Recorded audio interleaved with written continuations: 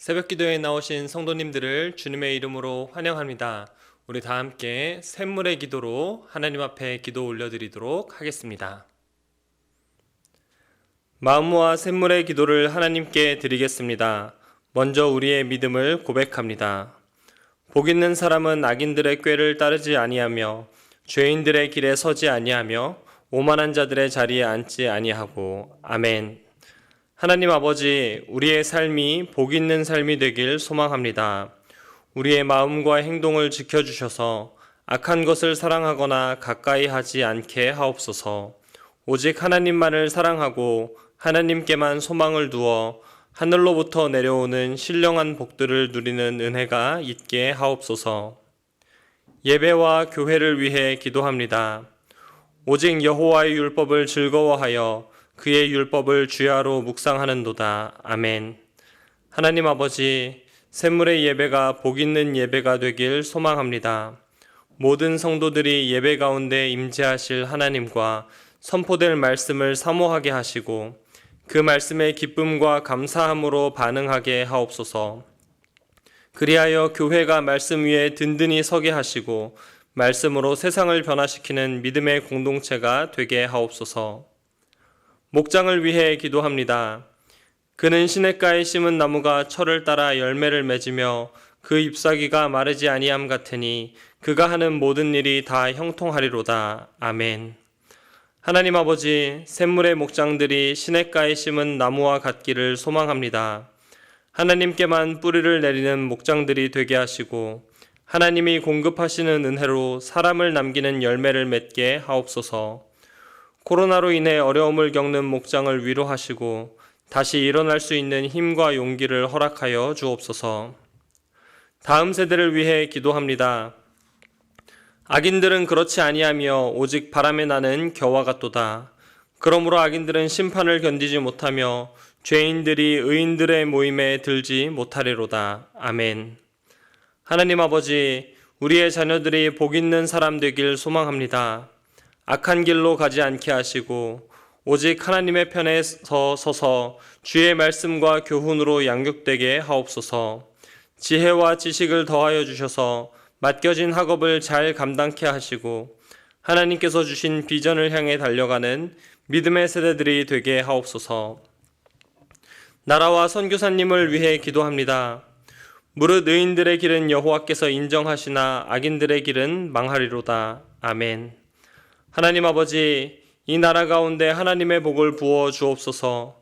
부정과 부패가 사라지게 하시고 하나님의 공의와 정의가 온전히 실현되게 하옵소서. 코로나로 인해 고통받고 있는 모든 자들을 위로하시고 속히 이 고통에서 벗어나게 하옵소서.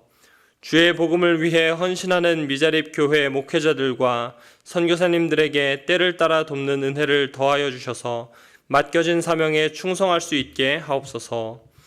오늘도 샘물 성도들과 동행하여 주셔서 형통한 하루가 되게 하옵소서. 예수님의 이름으로 기도드립니다. 아멘. 오늘 저와 여러분들이 함께 나눌 말씀은 사무엘상 5장 1절부터 12절까지의 말씀입니다. 블레셋 사람들이 하나님의 궤를 빼앗아 가지고 에베네셀에서부터 아스돗에 이르니라. 블레셋 사람들이 하나님의 궤를 가지고 다곤의 신전에 들어가서 다곤 곁에 두었더니 아스돗 사람들이 이튿날 일찍이 일어나 본즉 다곤이 여호와의 궤 앞에서 엎드러져 그 얼굴이 땅에 닿았는지라. 그들이 다곤을 일으켜 다시 그 자리에 세웠더니 그 이튿날 아침에 그들이 일찍이 일어나 본즉 다곤이 여호와의 궤 앞에서 또다시 엎드러져 얼굴이 땅에 닿았고 그 머리와 두 손목은 끊어져 문지방에 있고 다곤의 몸뚱이만 남았더라. 그러므로 다곤의 제사장들이나 다곤의 신전에 들어가는 자는 오늘까지 아스돗에 있는 다곤의 문지방을 밟지 아니하더라. 여호와의 손이 아스돗 사람에게 엄중히 더하사 독한 종기의 재앙으로 아스돗과 그 지역을 쳐서 망하게 하니 아스돗 사람들이 이를 보고 이르되 이스라엘 신의 궤를 우리와 함께 있지 못하게 할지라. 그의 손이 우리와 우리 신 다곤을 친다 하고 이에 사람을 보내어 블레셋 사람들의 모든 방백을 모으고 이르되 우리가 이스라엘 신의 궤를 어찌하랴 하니 그들이 대답하되 이스라엘 신의 궤를 가드로 옮겨가라 하므로 이스라엘 신의 궤를 옮겨갔더니 그것을 옮겨간 후에 여호와의 손이 심히 큰 환난을 그 성읍에 더하사 성읍 사람들의 작은 자와 큰 자를 다 쳐서 독한 종기가 나게 하신지라. 이에 그들이 하나님의 궤를 에그론으로 보내니라.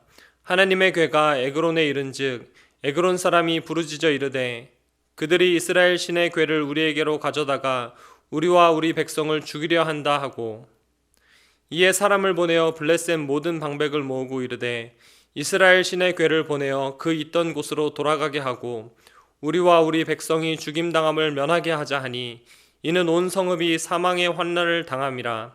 거기서 하나님의 손이 엄중하심으로 죽지 아니한 사람들은 독한 종기로 치심을 당해 성읍의 부르짖음이 하늘에 사무쳤더라.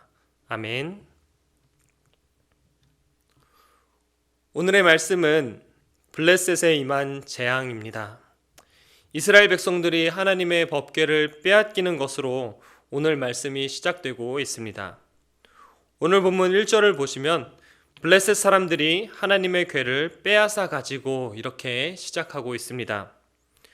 그런데 이 법궤가 이동하는 곳마다 재앙이 임합니다. 다곤 신전에서 재앙이 임하고 아스돗에 재앙이 임하고 에그론의 재앙이 임하는 모습을 보여주고 있습니다. 블레셋에 임한 재앙, 이 모습을 통해서 하나님께서 우리에게 주시는 교훈이 무엇인지 함께 묵상하도록 하겠습니다. 오늘은 두 가지만 나누려고 하는데요. 오늘 본문에 나타난 하나님은 어떤 분이신지, 그리고 그 하나님 앞에서 우리는 어떤 자세를 견지해야 하는지 함께 나누도록 하겠습니다. 우선 첫째, 오늘 본문에 나타난 하나님은 어떤 분이신가? 하나님은 승리하시는 하나님입니다. 하나님께서는 승리하시는 하나님입니다. 오직 하나님만이 참된 신이십니다. 오늘 본문의 시작이 하나님의 법궤를 빼앗기는 것으로 시작한다고 했는데요. 하나님의 법궤를 빼앗기는 이 모습, 얼핏 보기에는 혹시 하나님께서 패배한 것이 아닌가 이런 생각이 들 수도 있습니다. 그러나 하나님의 사전에는 패배라는 단어가 없습니다. 오늘 본문에서 반복적으로 보여주는 그림은 하나님의 승리입니다. 다곤 신전에서의 승리, 아스돗에서의 승리, 에그론에서의 승리입니다. 하나님의 궤가 이동하는 곳마다 하나님의 승리가 나타나고 있습니다. 블레셋 사람들은 아마도 자신들이 승리했다고 생각을 했을 것입니다. 그렇기 때문에 다곤 신전 안에 마치 전리품처럼 하나님의 궤를 덩그러니 세워둔 것입니다. 그런데 뜻밖의 일이 일어납니다. 아스돗 사람들이 다곤의 신상이 여호와의 궤 앞에 엎드려져 있는 것을 발견합니다. 아스돗 사람들이 무너진 신상을 다시 일으켜 세우고 그 다음 날이 되었을 때에 다시 다곤 신상이 조각조각 끊어진 모습을 발견하게 됩니다. 오늘 본문 4절 말씀입니다. 그 이튿날 아침에 그들이 일찍이 일어나 본즉 다곤이 여호와의 궤 앞에서 또다시 엎드러져 얼굴이 땅에 닿았고 그 머리와 두 손목은 끊어져 문지방에 있고 다곤의 몸뚱이만 남았더라.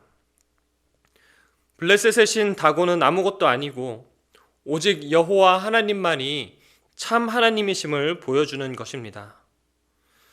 저와 여러분들이 이 사실을 믿음으로 고백하면 좋겠습니다.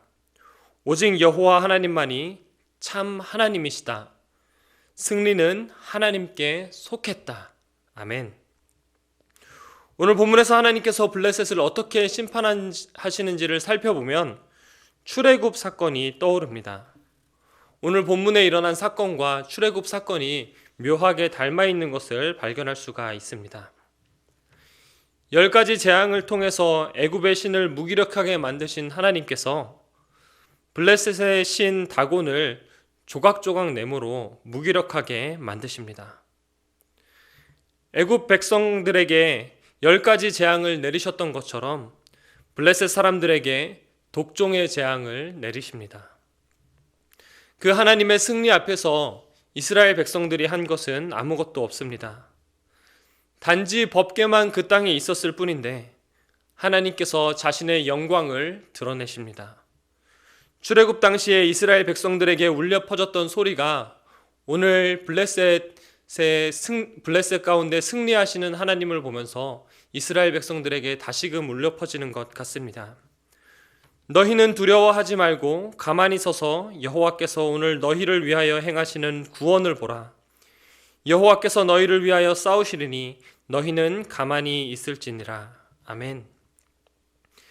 이스라엘 백성들이 블레셋에 임한 재앙을 보면서 무슨 생각을 했겠습니까? 출애굽에 대한 기억을 다시금 떠올리지 않았겠습니까?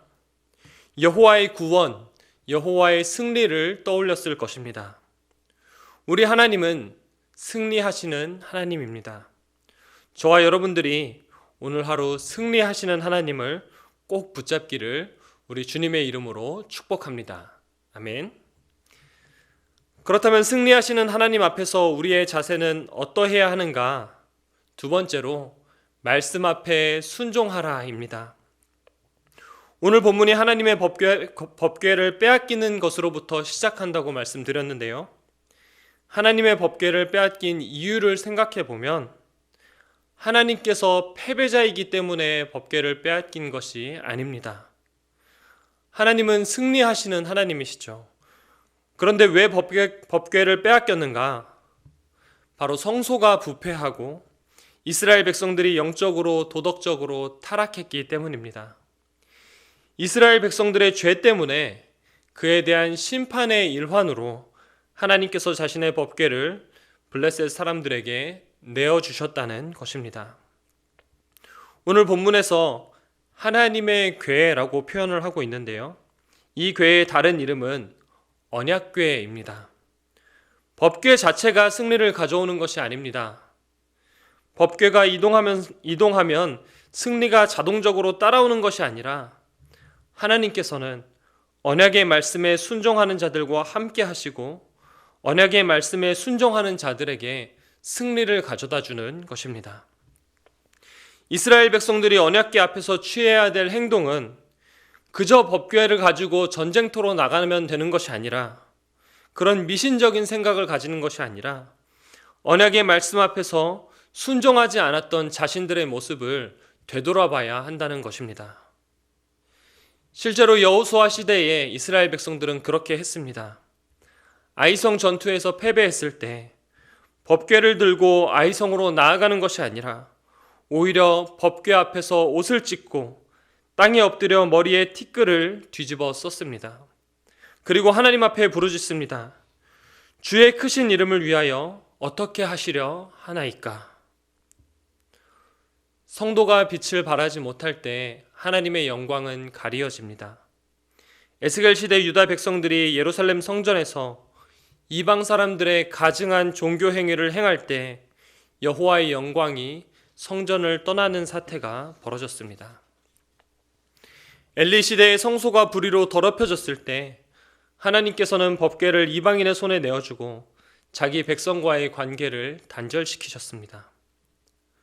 감사한 것은 이스라엘 백성들은 하나님의 말씀을 저버려도 하나님께서는 이스라엘 백성들과의 언약 관계를 저버리지 않으셨다는 것입니다. 오히려 이스라엘 백성들로 하여금 조상들이 경험했던 출애굽을 떠올리게 함으로써 다시 한번 하나님께서 어떤 분이신지를 알려주십니다. 나는 너를 애굽 땅 종되었던 집에서 인도하여 낸 내 하나님 여호와니라. 십계명의 서언이죠. 이 말씀과 함께 하나님께서는 10가지 계명을 주십니다. 승리의 하나님 앞에서 우리가 취해야 할 자세, 그것은 하나님의 말씀 앞에 순종하는 것입니다. 하나님에 대한 익숙함이 종교적 타성에 젖은 우리의 모습이 마치 법궤만 들고 있으면 안전하다고 생각하는 것 마냥 왜곡된 하나님을 만들어내고 있지는 않습니까? 다시 한번 말씀 앞에 나 자신을 비춰보고 내가 정말 하나님의 영광을 반영하고 있는지 돌아보기를 원합니다. 자동차에 달린 십자가로 안심하고 있지는 않은지, 책장에 꽂혀 있는 성경책으로 위안을 얻고 있지는 않은지 돌아보면 좋겠습니다. 다곤의 신상이 여호와의 궤 앞에서 엎드려져 그 얼굴이 땅에 닿았던 것처럼 하나님의 말씀보다 앞선 나의 모든 것들이 엎드려지게 하시고 나 또한 겸손하게 머리를 조아리면서 살아계신 하나님의 말씀 앞에 순종하기로 결단하시기를 바랍니다. 그래서 저와 여러분들이 하나님과의 인격적인 관계 안에서 일상의 승리를 누리시기를 우리 주님의 이름으로 축원드립니다. 아멘.